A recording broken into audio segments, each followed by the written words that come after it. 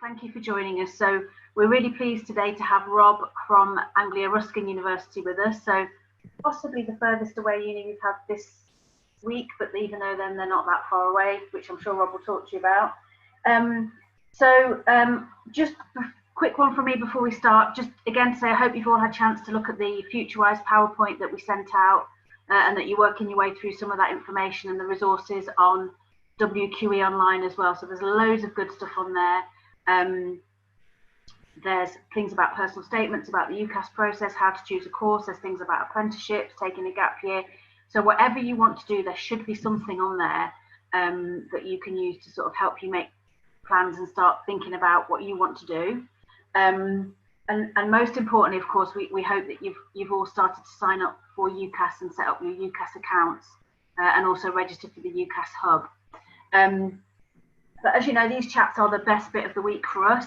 They've been working really well. So just to let you know who you've got today. So we've got Rob from Anglia Ruskin. I'm Kate, the quiz manager at the college. And behind the scenes, we've got Becky and Jeevan, who are managing your questions. Rob's going to start by doing a bit of an overview about Anglia Ruskin, just to tell you a little bit more about the uni.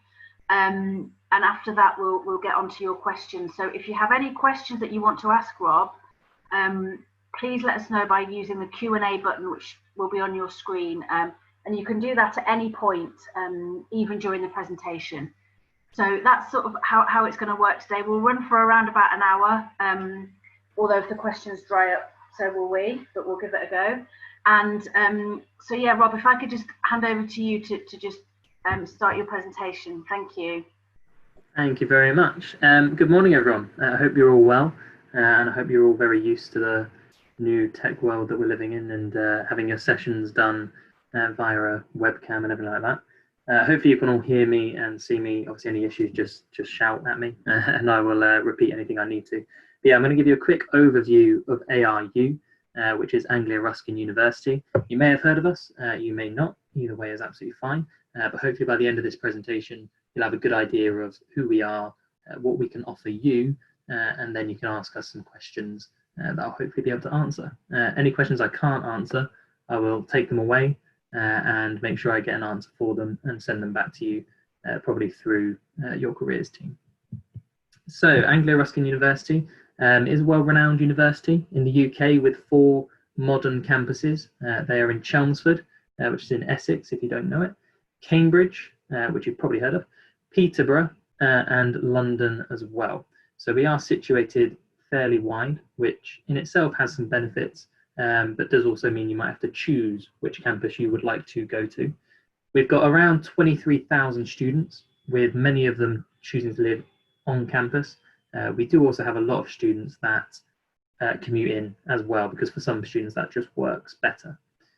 Full and part-time degrees are available, okay? So any degree can be done as a full-time 3-year course, maybe 4-year course with placement, or it can be done as a part-time degree as well. And something that's very new, I think I've spoken to some of you guys at WQE about this before, but degree apprenticeships. We are the 2nd largest supplier of degree apprenticeships in the UK. And I think actually we might be going up to being the biggest supplier because we've just got a deal with the Metropolitan Police as well, where we'll be training about 10,000 police officers or something like that. So yeah, degree apprenticeships are a big thing for us as well.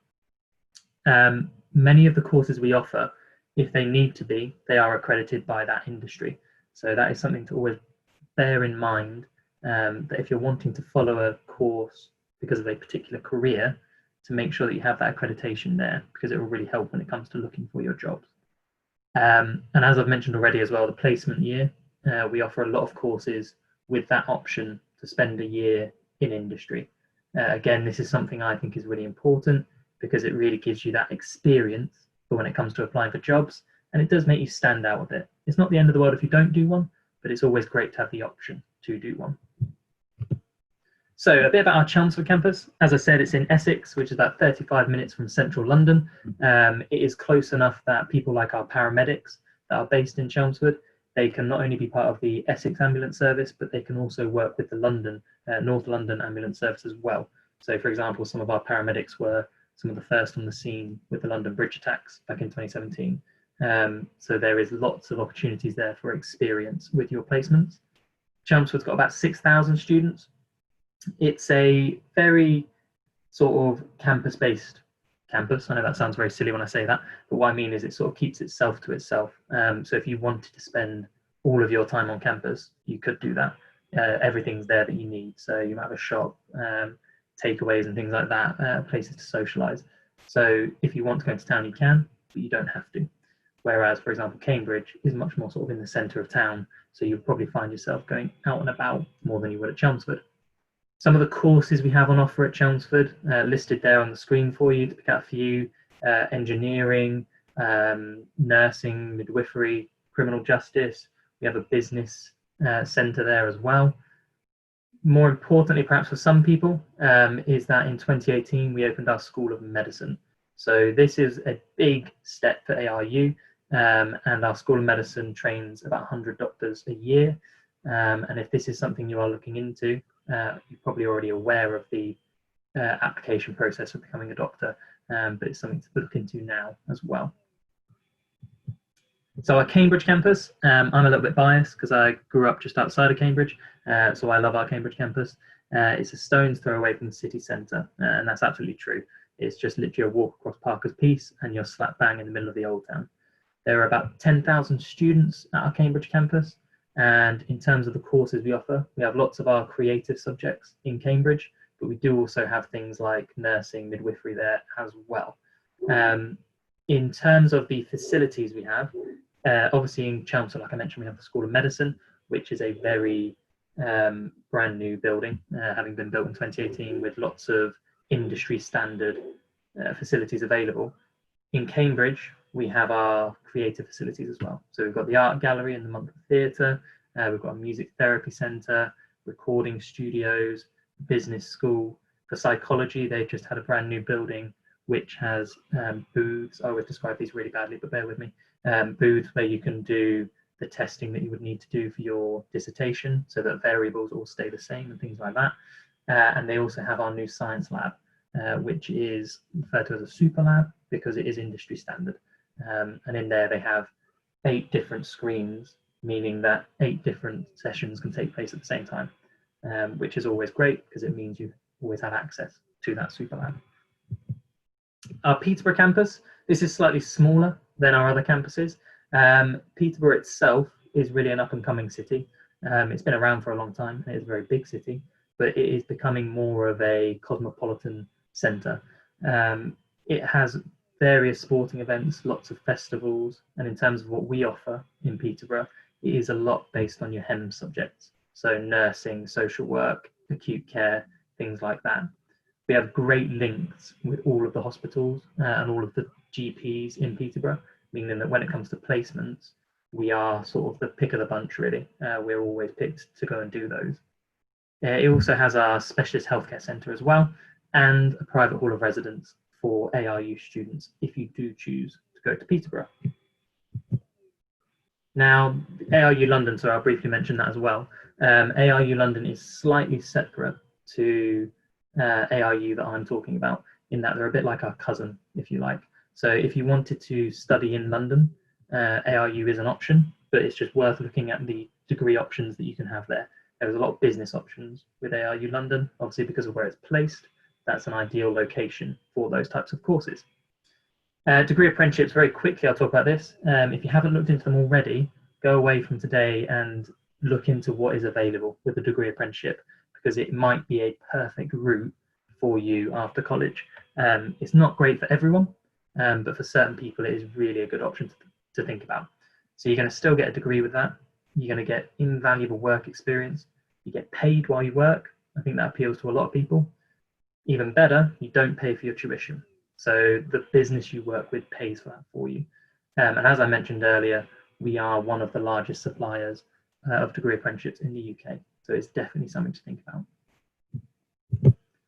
Now, the social side of things, you will find this with lots of universities, and I'm sure they've all told you already, but there are so many things to get involved with at university, it's unreal.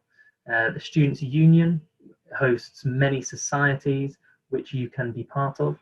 If you want to create a society, you can do that as well. And very often the Students' Union will provide you with funding to do that. Obviously, it'd be beneficial if you have people that want to do it with you. You can't just sit in a room by yourself and spend £200 on chocolate or something like that. But yeah, you can create societies as well. We have over 120 campus clubs and societies. Some of them are things like the Harry Potter Society. I think they've sprung up at every university across the country now. Hot Chocolate Society, that's one I'm particularly interested in. A vegan society as well. So yeah, the possibilities really are endless when it comes to student union societies, and it's always worth thinking about joining one when you start university. It's a great way to make friends doing that, particularly with sports teams as well. We have over 20 sports clubs for you to choose from. If we don't do a sport that you are perhaps passionate about or you have already been doing for a significant amount of time, we can't put on a team for you, but what we can do is we can help you to fund your own events and your own competitions as well. So if there was a competition happening that you wanted to be a part of, ARU would be able to support you in taking part in that. Got some of the examples of clubs at the bottom of the PowerPoint there as well. Now, in terms of accommodation, accommodation at university, I always say this, it's fairly similar. You will have probably in your first year a room with a single bed, a wardrobe, a desk, and a pin board, most likely. They love a pin board. So yeah, that's pretty standard across most universities. At Chelmsford, Cambridge, and Peterborough, we have lots of different options for you. It might be a house that you can rent, it might be a shared flat. Most of them are en suite, but there is the option if you want to save a little bit of money with accommodation, where you can have a shared bathroom. When I went to university, I had a shared bathroom. Thought it was going to be awful. It was absolutely fine. And it was a great way for me to have more spending money during the week as well. So definitely look into that as an option. You've got local facilities nearby to all of our campuses. You have some of them on campus as well. And as you can imagine, prices do vary depending on what you choose and where you choose. So it's always something to think about when it comes to your budget for the year. So we have got some open days coming up. We've got virtual open days, which are still taking place in July. It is worth having a look. Obviously, it doesn't give you that same feel of being on campus. However, it does give you the opportunity to speak to academics, speak to current students, and find out what it's like to study at ARU. And then hopefully, given that things keep getting better regarding coronavirus, we will be able to welcome students on to our campus hopefully soon. But yeah, for now, we are doing virtual open days, which you are more than welcome to be a part of. And I'll share the information with the careers team about that so they can pass that on to you. So thank you very much for that real whistle-stop tour of ARU. And if you've got any questions, I'm more than happy to answer them. And as I said before, if I can't, I will find someone that can and get the answer back to you. Thanks, Rob. That was a really useful overview. Thanks very much. There's a few things I didn't know there as well, which is great to hear. So thank you very much for that. We have had some questions come through, actually. Students obviously been on it doing her research. And it's the questions about the public health BSc honours that you run that course. So she's asking questions about things like careers and the modules within it. So if we could just go through those briefly. So what kind of careers would students that graduate from the public health BSc progress into? Yeah, so this is a really good question, and it's a question I think everyone should consider when they're thinking about their course and where it might take them in the future. So with the public health course, I actually spoke to our senior lecturer about this to see what they had to say about it as well. And they mentioned that it is possible to work with the World Health Organization, which obviously at the minute is very much in our periphery because of what's going on. However, she did say with the World Health Organization, they very often employ consultants. So they will go to experts from other areas and sort of pay for their opinion, if you like. So in terms of actual careers with the World Health Organization, it's not quite as simple as that. However, you would be able to get jobs working perhaps within the NHS with that BSc, so such as health protection practitioner, smoking cessation advisor, and many others. So that degree itself can take you into lots of places. It could be local government, could be private companies, where you are sort of providing analysis and information about what is going on with regards to public health across the UK. So yeah, it's one that opens up lots of jobs. Weirdly, it's actually a course that when I was told about it, I suddenly thought I'd love to go back to uni and do that course. As Yeah. particularly what's going on right now, it's very, relevant. I think you asked as well about what some of our current students have gone on to do, having studied that. Am I right to just work my way through these questions, Kate? These four. Yes. So Yeah. that was the question about what any of your previous graduates that you know of, what specific careers they've gone on to. Yes. Perfect. Yeah. So we've got several of our students have gone on to become researchers. That might be with our university. It might be going on to do further research with another university as well. But they're also researchers within charities such as British Red Cross. We've had many move on to work with the NHS. We have also had some, like I've already said, sort of going on to do further education and maybe leading to a PhD as well.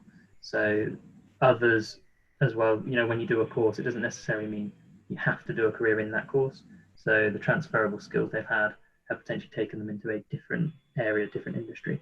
But yeah, in terms of public health, British Red Cross, NHS, local government, things like that, that's where lots of our graduates end up. Yeah, so there's lots of great opportunities there. Thank you. And there was just a couple of other questions as well, quite kind of specific ones, which is about the whether the course has a lot of statistics within the modules. Yeah, so this person will potentially be pleased to know. Depends if they love statistics, and that's why they're asking. But it doesn't have a lot of statistics in it, so potentially don't panic if that's what they were asking for. But there are sort of an expectation that you'll have basic maths. So as long as you've got that to GCSE level, maybe you did at A level, maybe you didn't. But yeah, what you'll find is a basic level of maths should be enough, and anything you are struggling with regards to maths, you would be able to get help with. So don't panic there. We've got a study skills group, for example, that will help you with maths if your lecturer can't help for whatever reason, but I'm sure they will be able to help. So yeah, don't worry if that's what they were asking for. Thank you. And the final one, just on the public health course, is could you explain a bit more about what epidemiology is within that course? Yeah, so what the senior lecturer, because I thought I'd have a go at this, but I thought no, I won't. I'll let the senior lecturer give a proper answer. So epidemiology in public health is about research designs. So it's about the distribution of disease in a population. So who is sick with what, essentially, and the determinants of disease. So for example, education, is a lack of education causing disease? Is it a lack of access to healthcare services, etc.? Okay, so hopefully that gives sort of a brief answer to that, but gives them a better idea of if A, that's what they thought and they're on the right lines, or B, if it gives them somewhere to perhaps go and research some more. That's right. Thanks, Rob. That's great. So we've had another question come in. Actually, this is something I wanted to ask about as well, so I'm glad this has come in. So just asking whether you could show the degree apprenticeship slide again. Yeah. And could you maybe just talk about how students would apply for those opportunities? Absolutely. So yeah, degree apprenticeship, as I said, is perfect for some people and perhaps not suitable for others. So for example, when I was looking at university, they were a thing. This is about 10 years ago now. They were a thing. I remember my friend telling me about his working for Barclays and they were paying for his degree and everything like that, and thinking that's a bit weird, but that sounds cool. But for me, it wouldn't have worked because I wanted to do something like history and I didn't necessarily know what I wanted to do after my degree. So for me, just going to university and keeping my options open seemed like the right move. However, if you are someone that knows exactly what you want to do and you've been building up to that for a long time now, or you've perhaps done work experience or placements and thought, I love this job, I want to do it, then a degree apprenticeship might be perfect. Degree apprenticeships are perhaps a bit more hands-on. So you might find with perhaps engineering subjects, more sciencey subjects, you will find that a degree apprenticeship could be perfect. The reason I say that is because you are obviously essentially applying for the job as well as the degree. So when you apply, you need to be willing to put 3-4 years into that job. So if you did it just because you thought it sounded good, you might find that once you've started, you don't enjoy it. So if there is a particular job you want to do and there is a degree apprenticeship available for it, it could be absolutely perfect. because you will gain the work experience, which you wouldn't get if you went to university. Well, you would get it if you went to university if you did a year in placement, or if you spent your summers getting internships and things like that. But you would get much more with a degree apprenticeship because you are working every day in that job. You know, you're very much thrown in at the deep end. You have colleagues to support you, but you are doing that job day in, day out. Not only that, it's going to make sure that when you graduate, if you like, so when you finally get your degree, not only do you have that degree, but you've got 3 or 4 years experience in the job as well. So if you wanted to stay with that company you're working with, it might be that you can go to them and say, you know, I've finished my degree now, I would like to work in this particular area. I did really well with it on my placement in that area. And they will probably say, yeah, that's fine. That's what we were wanting you to do. If you wanted to move to go to a different company, you've got that experience from your role, you've got the degree to really put you in a good position when it comes to applying. So there are lots and lots of benefits to a degree apprenticeship. Being paid while you work, I think, is a big deal for a lot of people. If you are unsure about, you know, tuition fees at university, if that's something that puts you off, this could be an alternative. In terms of what you get paid, it can vary depending on what it is. So, for example, in Cambridge, we've got the science company AstraZeneca, who are a massive company, and on their application, it just sort of says competitive salary. And it's because they will be able to pay you probably what is one of the better payments you would get for that job. You might also have a set company that says, no, we'll pay you 18,000 for the year, okay? Now, as a student, which in theory you are, that's a good amount of money. And it is enough for you to be able to move out if you need to. It's enough for you to be able to relocate and sort of live comfortably and do your job and gain your degree as well. So in terms of the pay, it's a great way for someone to still gain a degree without having to worry about the cost of it. Now, in terms of applying for it, sorry, I appreciate I waffled on there a bit, but in terms of applying for it, it can be very, very competitive. So when it comes to applying for it, you need to make sure that you've done your research. You need to know what the company stands for. So when I say that, I mean, you know, what do they make, perhaps, what do they do? But also think about, do they have any charitable missions? Do they have any education missions that they do? Something that you can show you've researched and you understand, because that will help you stand apart when it comes to applying. When it comes to the number of people that might apply, you will find that because this is like a job, there might only be one place available. There might only be 2 places available, but people will be applying from across the UK. Lots of people might be, you know, applying to local degree apprenticeships, because as you can imagine, they might not want to relocate. However, you have to think about the fact that you might have, say, 1,000 people applying for this one spot. Whereas with university, the numbers are a lot smaller. So for example, with a history course, you might have 100 places and you might only have 1,000 applicants. So that means, you know, 1 in every 10 student will be accepted. So you have to think carefully about what makes you stand out when it comes to applying. You can apply to as many as you want. That's also something to bear in mind. Whereas with university, you can only apply to 5. With a degree apprenticeship, you can apply to as many as you want, but do consider how long each application takes. So you will have to apply to each one individually. You will probably have to write a separate personal statement covering letter for each one as well. So if you said to yourself, I'm going to apply to 20, that's a lot of work when it comes to researching them and applying. So perhaps try and narrow it down to 3 or 5 that you desperately would like to have. Yeah, Does that answer that? I think that's really good advice, actually, Rob. Students asking again as well, still on the degree apprenticeships, because I think this is something lots of our students are very interested in. Yeah. Just to try and understand, so in what way are ARU connected to those degree apprenticeships? So what role do you guys have with those opportunities? Yeah, that's a good question, actually. So the way a degree apprenticeship works is that it's a partnership between the university, the business, and yourself. Okay, so all 3 of those things need to be in place for a degree apprenticeship to happen. And actually there is a 4th factor as well, actually, which is the government. So a degree apprenticeship is approved by the government. It can't just sort of be created and made its own thing.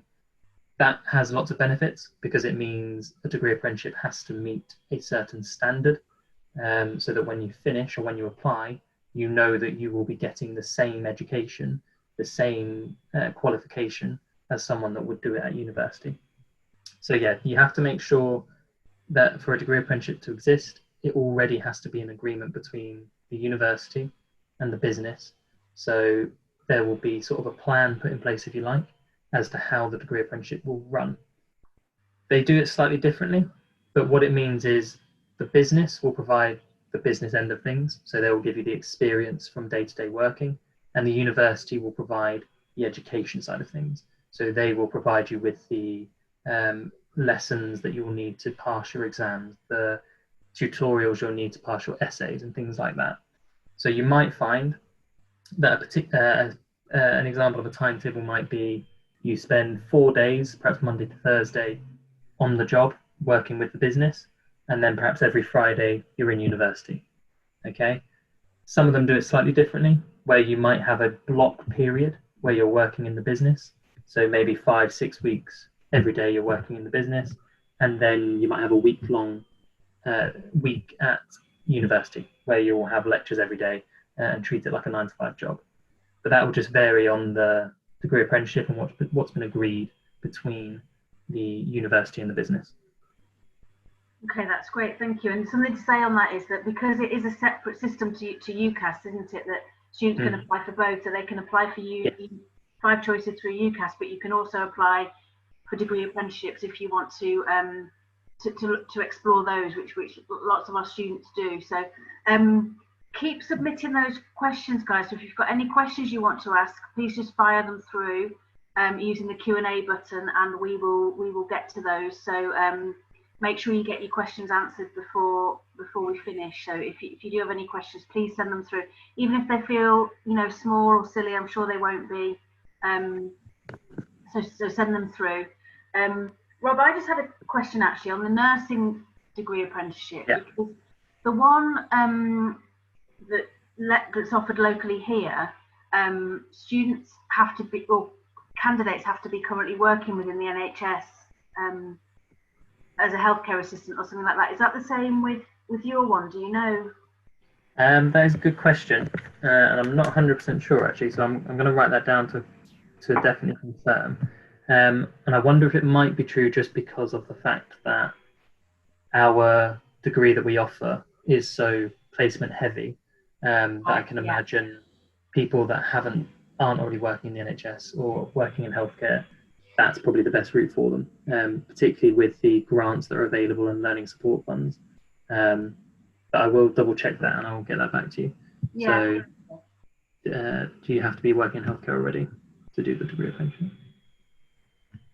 I think as well that I'd like to say that you don't, because I can imagine there will be degree apprenticeships available where that agreement has been made between the NHS and the university that you can start from scratch. I will double check that one for you.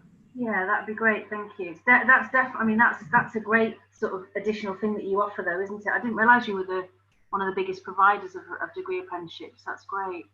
Yeah, certainly. Like I say, it helps with the announcement. I'm trying to remember if it's been made public yet. I think it has. Yeah, the announcement that we're working with the police and everything like that, and because anyone that is interested in the police, they might not know this yet, but they are changing it so that you have to have a degree to be a police officer, which is why they've introduced these new degree apprenticeships for it, so that you can study at the same time as you train. And yeah, ARU is going to be one of the largest suppliers in the east. Well, the sole supplier in the east of England, but then also one of the largest suppliers for the metropolitan as well. Yeah, crikey. Okay. Just a couple of questions from me then. I was going to ask, we've had a lot of questions at the session so far this week about personal statements. So I just wondered if you could give any tips on how to write a really good personal statement. Yeah, so personal statements are really important, particularly with ARU, because every university asks for a personal statement, but we really do consider your personal statement. And what I mean by that is your personal statement, if it really stands out to us, if it shows us you're passionate, shows us you're dedicated, shows us you've got experience that will enable you to really settle into the course quickly, we will reduce your offer So if originally it was perhaps 3 Bs, but we really liked your A-levels, really liked your personal statement, we might reduce that to say BBC or BCC. Okay, so it's something to definitely take seriously. It's something to put a lot of time into because it can make the difference when it comes to your application. In terms of some top tips for it, the main thing I think to think about first is your structure. Okay, so I used to be a teacher as well, so I'm going to get English teacher on you now. But think about how it flows. Okay, so think about what your paragraphs are going to be, because as soon as you've got the structure sorted, it will help you with everything else. Like everything else will fall into place really. So perhaps think about an opening paragraph that's talking about why you're passionate about your subject. I should know by the end of your first 2 sentences what it is you want to study. Don't make me guess all the way through. I should know right from the beginning, right, okay, they want to do this, and then everything I'm going to read afterwards is telling me why they should do that. So yeah, think about an opening paragraph that's to the point, doesn't waffle too much, makes it clear what you want to do and why you want to do it. And then perhaps break it into a couple of paragraphs thinking about your academic skills, your academic experience, and why that makes you suitable for that course. And then perhaps look at your non-academic skills. So in another paragraph, think about your work experience, think about any hobbies you do, any skills you've gained from those that will help you with your course at university. And then finally, you're going to have a look at another paragraph that basically says, I've already told you what I want to do. I've now told you why I want to do it. This is why I'm the perfect candidate, because this is what I want to do with it. So you almost want us to be in a position where we can't say no, because if we said no, we're clearly telling we're a great candidate that wants to do something so passionately. Now, in terms of preparing for it, I think that is equally as important as actually writing it. If you are someone that hasn't necessarily done loads of stuff leading up to where you are right now, it's a good opportunity now to think about what could I do in my spare time to boost my application. So bit difficult at the minute because of coronavirus. You will struggle perhaps to find placements. You might struggle to find internships. However, there are still some out there. I did a bit of research into it the other day. Some of your bigger companies are still doing internships. They're just making them virtual. So you will still join those people like Lloyd's, Aon, I think it was Procter and Gamble as well. They are still doing some internships. But I think it's important that you go out and try and find them. If you know anyone that works in a particular industry, if you could perhaps shadow them for the day, if you could join in on their Zoom meetings just to get an idea of what it's like, all of that can be used when it comes to your personal statement. Okay, so don't sit back and think, oh, I won't be able to get anything this summer, or I won't be able to do anything because of coronavirus. Do try and still find innovative ways that you can gain work experience, because that will show us 2 things. One, you are proactive in gaining that experience, and 2, it gives you things to talk about in your personal statement. Okay, so yeah, make sure you are prepared for your personal statement, because that's going to make it a lot easier to write. And the other thing as well, I think this is a tip that's really useful. It depends on the university you want to apply to and how detailed the course page is. If you were to go to Anglia Ruskin's website, for example, click on a course you're interested in, we have a really detailed modular breakdown. Now in that module, it will tell you exactly what you're going to cover. It will also pretty much tell you exactly the skills you're going to gain. So if you pick out those skills, when it comes to writing your personal statement, those are the skills you want to highlight. So those are the skills you want to say, oh, when I played part of my football team, I developed this skill by working as a team, etc. Because you're matching the skills you have to the skills we want you to have. Okay, so bear that in mind as well. There is a way that you can basically find out exactly what you want you to say. But obviously in your own personal, this is why I'm great. Oh, another thing as well, it's the most cringy thing you're ever going to write, but you really have to big yourself up. Okay.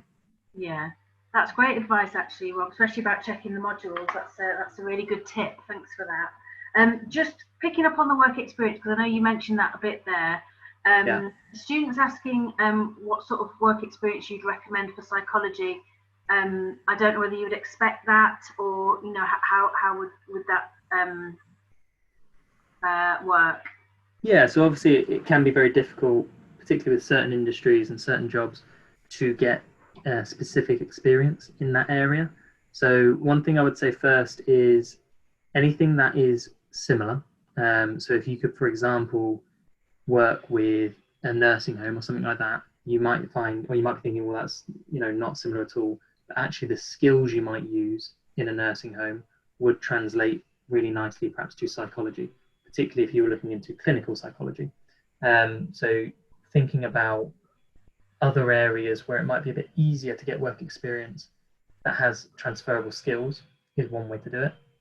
Another thing is to not underestimate the value of any work experience. So what I mean by that is you might think your part-time job at Tesco or your part-time job at, you know, the local petrol station isn't valuable. It is, okay, because you will learn skills in that job, and more importantly, you will be using skills in that job that are transferable to being a student, that are transferable to any course, really. One of the great things about work experience, and something that I try and highlight to students, is when you're at school or when you're at college and you're learning, you're being taught these skills. You're putting some into practice with group work and things like that. But when you're in a part-time job or you're on work experience, you're sort of being thrust into these opportunities. You're being forced to use the skills because you can't control what comes up every day. And that's a really good example of you putting into practice everything you've learned. So yeah, any work experience can be used to explain why you would be perfect for, say, psychology, because I'm sure there will be transferable skills from anything you could do. But yeah, I would recommend obviously try and find experience in your particular field if you can. And there's always worth perhaps, you know, speaking to your careers team and everything as well, seeing if they already have any contacts or anyone they can talk to help you in that effort. But yeah, anything you can find is useful.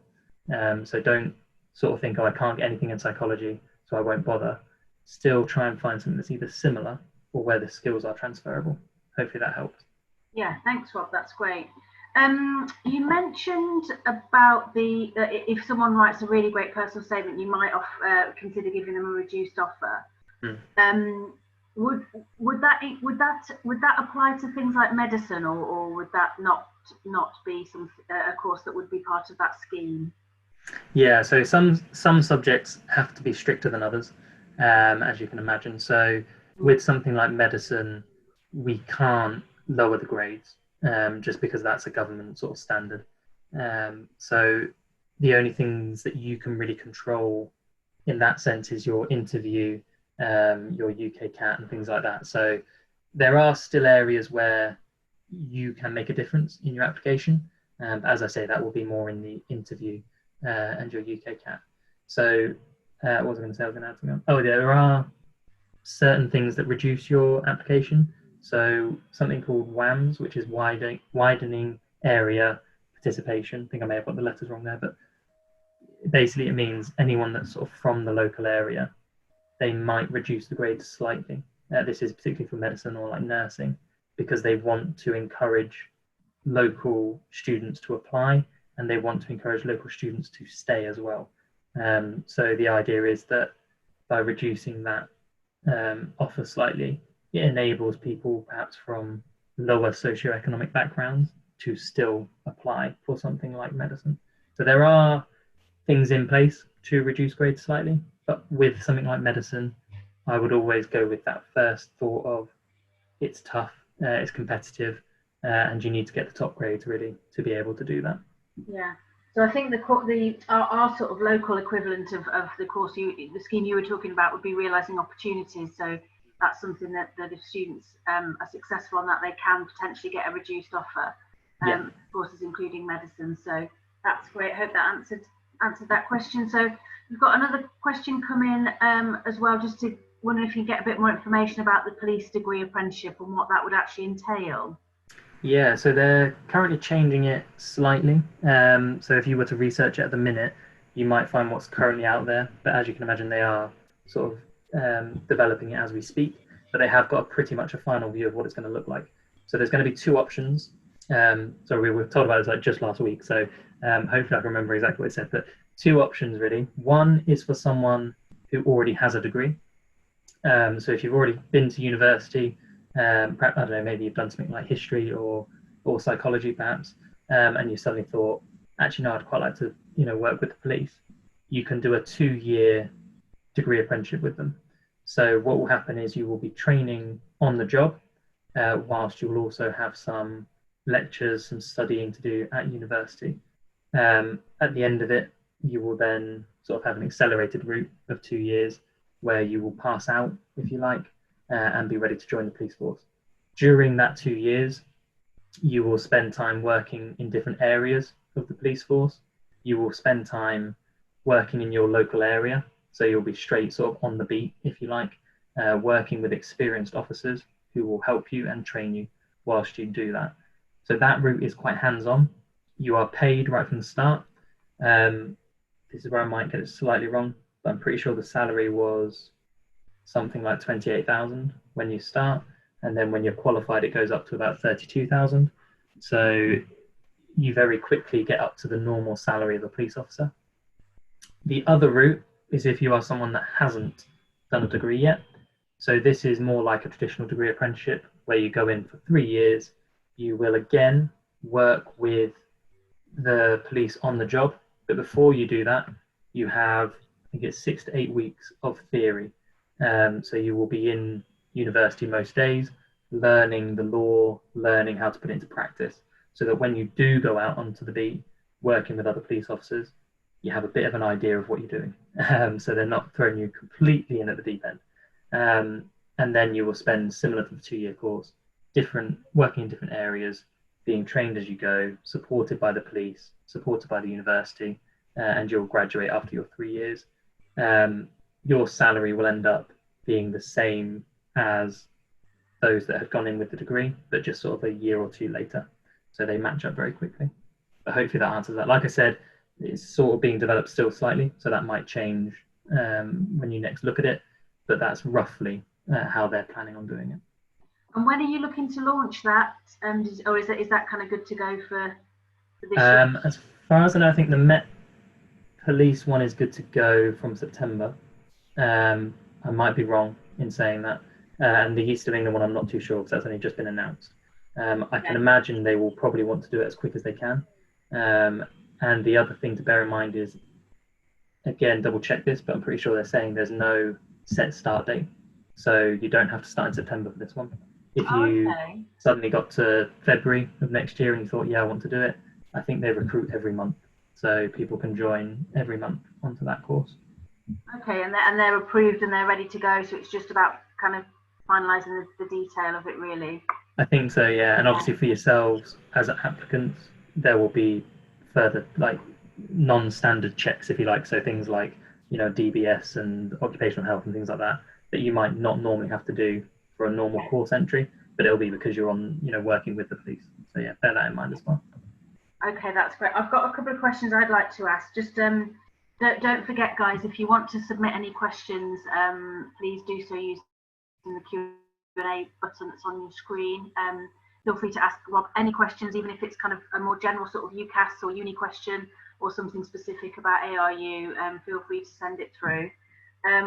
But my questions were, I was just wondering, courses that you might kind of require quite a bit of work experience, so things like paramedic science and nursing, how will you be dealing with that this year when students maybe haven't been able to find work experience because of the situation?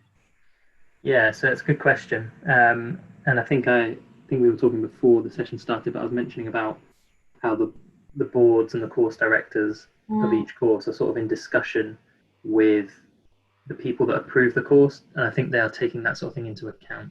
So if you haven't been able to get work experience, I don't think it will necessarily hold you back too much when it comes to the application.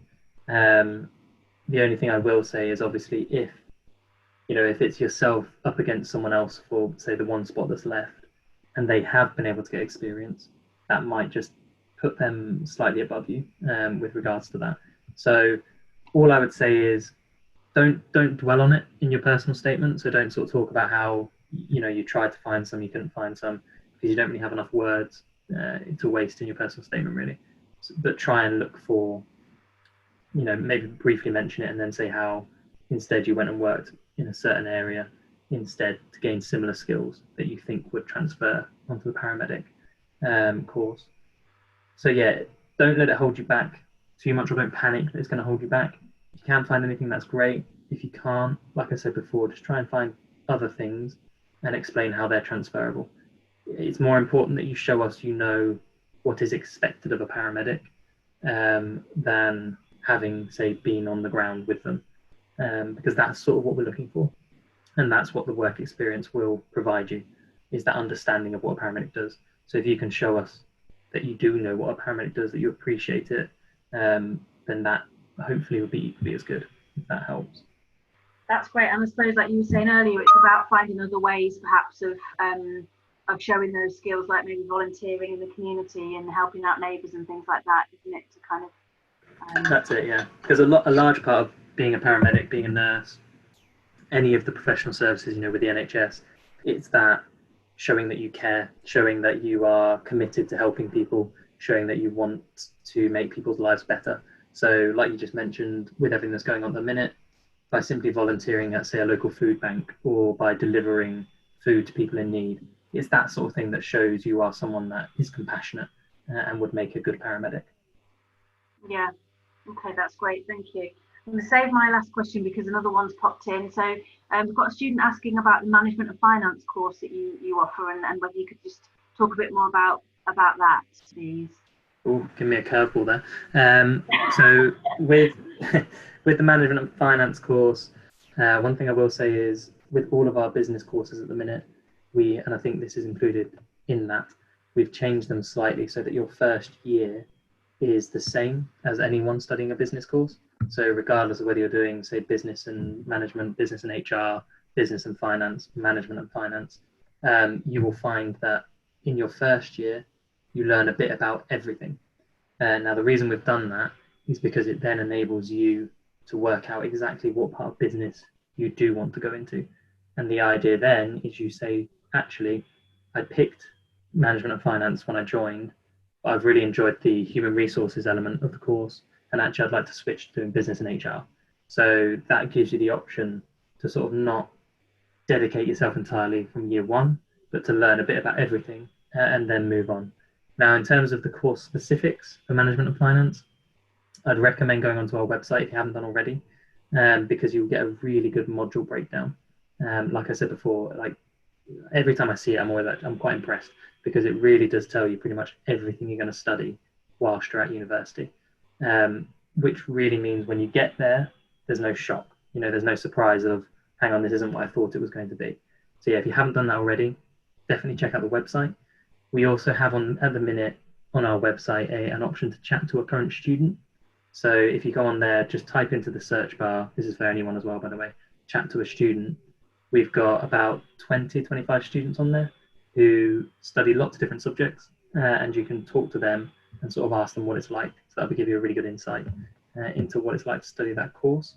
And obviously, as I've mentioned already, any virtual open days that we've got coming up, you'll be able to get some taster sessions in your course, but also the opportunity to ask the lecturers, tutors, current students about what it's like to study that course as well.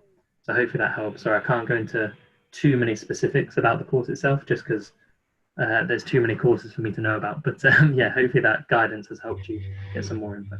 Yeah, that's great. I think that's great as well, that you get to try out lots of different aspects of business in the first year and then specialise afterwards. That feels like quite a good option. Like I said, I think that course is included in that. Sorry if it's not, but it's always worth knowing, because there is definitely like a business and finance course. So if that's something they wanted to consider doing, there is that option there as well. Okay, that's great. My question then, I had a question about courses that you would normally interview for, like your health-based courses and things. Do you know how you're going to approach those this term? Yeah, so we've had some that needed to be done when lockdown happened, actually.